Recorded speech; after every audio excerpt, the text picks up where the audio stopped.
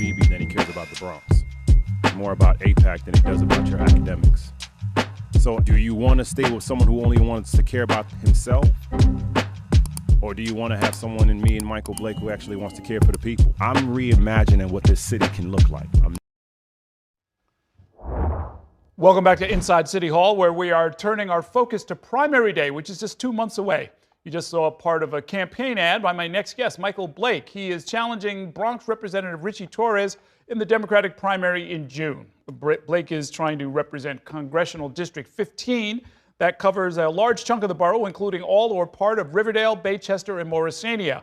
You might remember Blake from his primary run for mayor last year, or his work in the state assembly, or his time in the Obama administration, all of which are experiences that he says will help him serve in the House of Representatives if elected. He joins me now to talk about his campaign. Welcome back to the program. Good to see you. Always good to be with you, E. This is partly a rematch. You came in second, as I recall, out of a field of like 11 candidates back in 2020. Why run now? Because we deserve better. Our district is being represented by someone who is actually not helping all of us.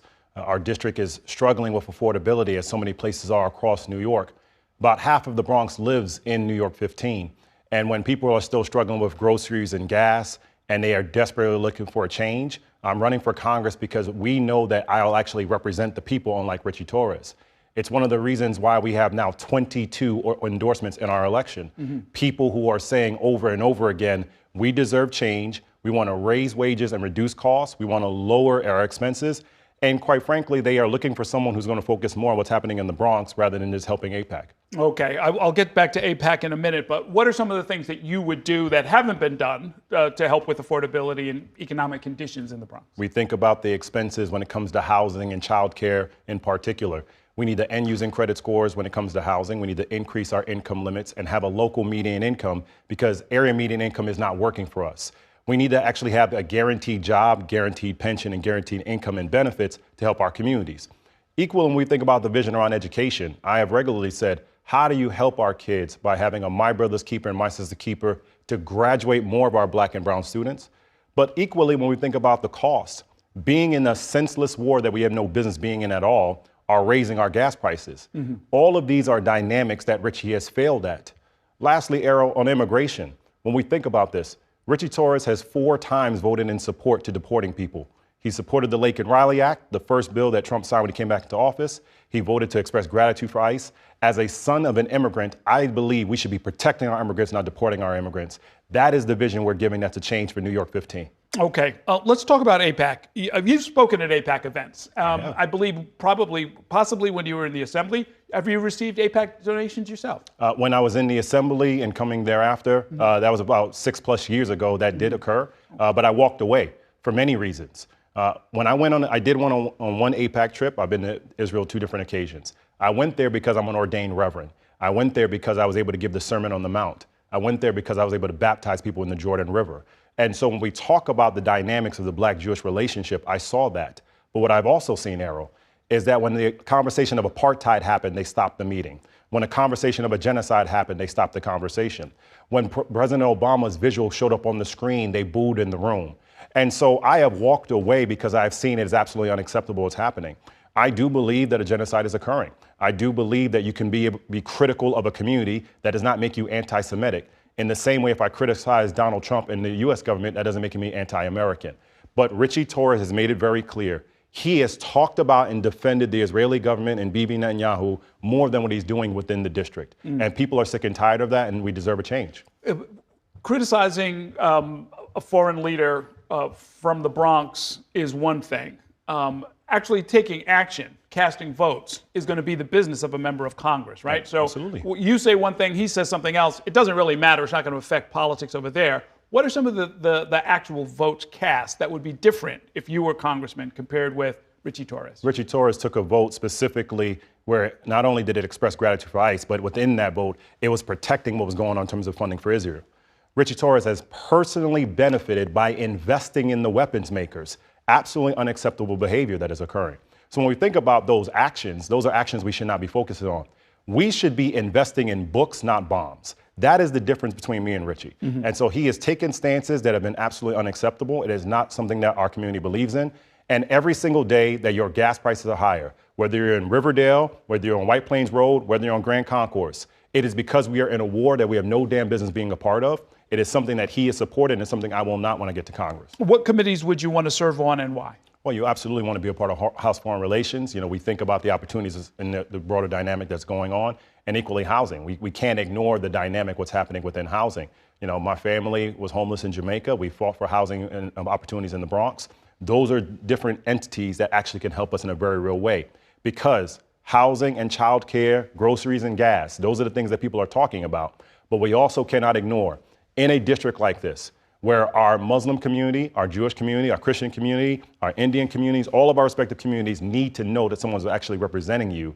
We have an opportunity to send a message, not just to the Bronx, but to the world, that we deserve better. And that is the reason why people have been going to our site. They go to michaelblakeforcongress.com because they're like, we need something different than what Richie is giving us, and that's what I want to do. I see, because you send it to me by private message, some of your endorsements. You've been getting a bunch of them lately. What are some of the ones that are most meaningful that you'd like to share with the audience? Absolutely. When you think about that I'm running against an incumbent where I have more organizational endorsements than he does, that should send a message to everyone. We have 22 endorsements already at this point, including Unite Here, Local 1407, Alliance of South Asian Labor. We have 3 of the 4 union endorsements already. Until Freedom, just another coalition. When you think about that, Black Leadership Action Coalition, all these different entities we are excited about because it's sending a message to everyone about the organizational support that we have within the district. This is a district where my old assembly district is completely within it. It's a district about 41% of the vote will be African American. We are showing that we have the firepower to do so. And Errol, I'm gonna make it very clear. We have more substantial endorsements that are going to be happening. We've been grateful that our first one was Mayor de Blasio. We've continued with Mayor Ross Baraka in Newark, New Jersey. We have continued what we've been building with unions and building it on the ground. And so when you see what is happening, people are saying they want something different. Lastly, what people don't realize, Richie has not had a competitive primary since the lines have been redrawn. Last year, just under 14,000 people who live in New York 15 ranked me as mayor to vote for me last year. We actually have a base that is ready for us in a way that he does not. And equally to that, Richie actively was voting and supporting against Zoran Mamdani becoming mayor. I cross-endorsed with Mayor Mamdani. You have an energy on the ground where every assembly district in the general election voted for Mayor Mamdani over Andrew Cuomo. We're going to remind people that the allyship that I would have is something that he would never have. Okay. I wouldn't ask everybody this, but you were an official in the Democratic National Committee. You've been involved in party politics at the national level. Where is the Democratic Party going at this moment as we go into these midterms? Put this race in some sort of larger context for us. Yeah, you know, look, I probably had an afro before everything got going, and then the stresses of what's going on politically will get us there. You know, we have to recognize that there is a reckoning that is happening.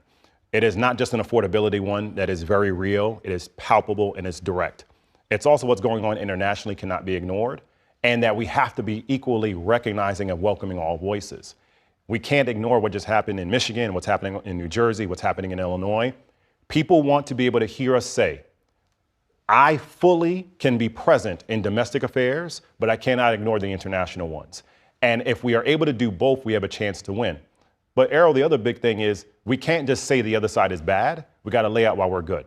And I tell people often, I don't want you just to vote for me because Richie Torres is bad, which he is. Richie Torres is effectively a Republican who doesn't give a damn about us. I want to talk to people about why I am good and lay out, here's our vision to have you have affordable housing. Here's how we're going to help our seniors when it comes to Medicaid. Here's how we're going to focus on Medicare for all. And to that point, to your question, give people positive reasons to vote for us. When we do that, we will win as Democrats. Okay. We will wish you the best of luck. We'll see you out on the campaign trail, possibly a debate, although all of that has to get settled in the next few weeks. He has avoided us. We had a forum last week, and he literally refused to show up. So maybe Richie Torres will finally show up for once and have a debate. Let's do it on New York 1. Okay. We'll be reaching out to him. Thanks so much for coming by. Good luck. Thank you. All right.